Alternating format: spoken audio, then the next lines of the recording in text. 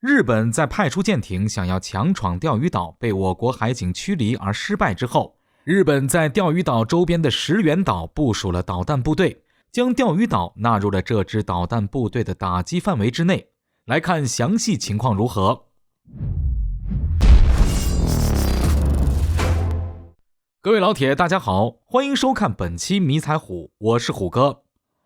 前不久，日本刚派出一艘游艇想要强闯钓鱼岛，并且旁边还有多艘海保船在保驾护航。但是日本的这种意图很快就被我国海警察觉，出动多艘海警船前去拦截，最终成功维护了我国在钓鱼岛的主权，并对日本进行警告，要求日本正视历史，应该用实际行动来改善中日之间的关系。但日本在这时就不乐意了，在出动游艇试图强闯钓鱼岛失败后，不但发起了抗议，说是我国阻止别人自由航行，还在冲绳县石垣岛上正式设立了自卫队据点，试图以此为借口来让自己的一系列军事化行动变得正常化。据悉，日本自卫队将会给这个新据点派遣约570人，其中包括导弹部队和高射部队，配备了12式地对舰导弹和03式中程地对空导弹。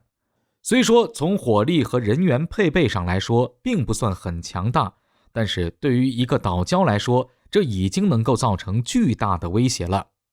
钓鱼岛距离石垣岛的距离只有170公里，而本次日本在石垣岛部署的武器中，12式地对舰导弹射程已经达到了200公里，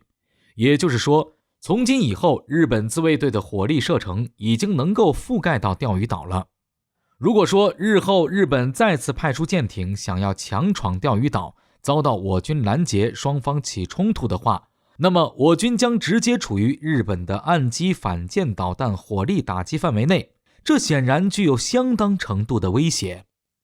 而石垣岛作为西南诸岛中的一部分，西南诸岛从日本南部的九州岛一路延伸到了台岛的东北部，长度接近1200公里，陆地面积达3000多平方公里。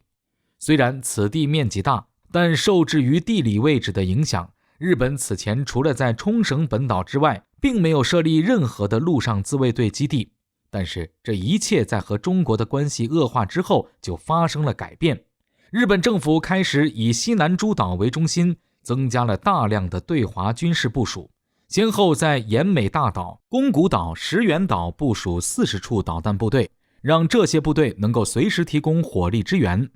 在西南诸岛方向，为美军和陆上自卫队建造机动基地，为将来和中国产生冲突的时候，能够在第一时间阻止中国舰艇的航行。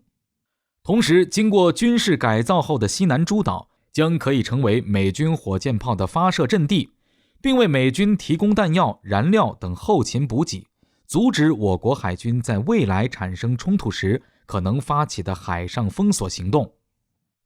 从表面上看，日本在西南诸岛的一系列改造都是为美军服务的，是专门为了在未来可能到来的台海冲突中对付解放军而打造的。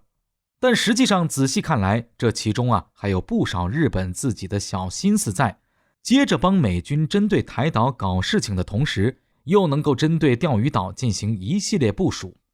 美国当前的心思都在台岛上，对于钓鱼岛这儿可不感兴趣。而真正对钓鱼岛感兴趣是日本，但没了美国的支持，日本自卫队的实力对比解放军根本不值一提。因此在过去几年围绕钓鱼岛展开的多次博弈中，日本都没能占到好便宜。所以为了抢夺钓鱼岛，日本就必须把美国拉进来，让美国做日本在背后的支撑。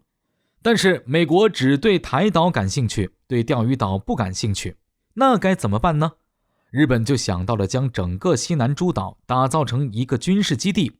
而在这些岛屿中再专门挑出几个岛礁来对付钓鱼岛。这样美国满意了，能够在西南诸岛放心的驻军和部署武器了，日本也能够满意了，有了美国在背后的支持，在开展对钓鱼岛的行动时底气就更大了。但这种行为有没有用就是两说了。虽然日本在石垣岛上部署的导弹射程已经将钓鱼岛纳入了射程范围之内，但不要忘了，我国同样也有着导弹，并且性能远比日本的强，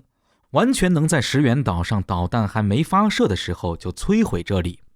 不光是石垣岛，甚至连西南诸岛也能够实现全覆盖。如果说日本还想凭借背靠美国来威胁我国的话，那显然不会有什么好下场可言。